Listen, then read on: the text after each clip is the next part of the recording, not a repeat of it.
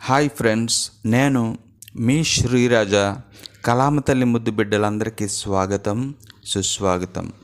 Friends, ఈ వీడియోలో మనం 3 యాక్ట్ స్ట్రక్చర్ని ఎఫెక్టివ్గా ఉపయోగించాలంటే కొన్ని టిప్స్ అయితే ఉన్నాయి. అవేంటో మనం తెలుసుకుందాం.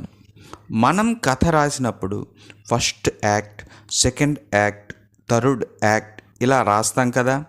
ప్రతి యాక్ట్ చివరిలో ఒక హుక్ పాయింట్ అయితే పెట్టండి. దీనివలన ఏమవుతుందంటే రాసుకున్న సీన్స్ నెక్స్ట్ లెవెల్లో ఉంటాయి. దీంతో ఆడియన్స్ స్టోరీకి చాలా బాగా కనెక్ట్ అవుతారు. నెక్స్ట్, కొన్ని సందర్భాల్లో క్యారెక్టర్స్ అనేవి నిర్ణయాలు తీసుకోవలసి వస్తుంది. అలాంటప్పుడు ఆ క్యారెక్టర్ తీసుకునే నిర్ణయం స్టోరీని ముందుకు నడిపే విధంగా ఉండాలి. నెక్స్ట్, మిడిల్ యాక్ట్లో మిర్రర్ మూమెంట్స్ అయితే పెట్టండి. అంటే హీరోకి ఒక గోల్ ఉంటుంది కదా, అది కాకుండా హీరో తన సొంత లోపాలను ఎదుర్కొనే సీన్స్. నెక్స్ట్, చివరిలో మెయిన్ క్యారెక్టర్ మారుతూ ఉన్నప్పుడు చూసే ఆడియన్స్ ఎంగేజ్ అయ్యి ఆ క్యారెక్టర్తో ట్రావెల్ అవ్వాలి. అదే రియల్ సాటిస్ఫాక్షన్.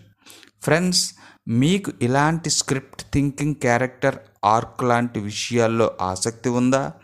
వెంటనే ఛానల్కి సబ్స్క్రైబ్ చేయండి.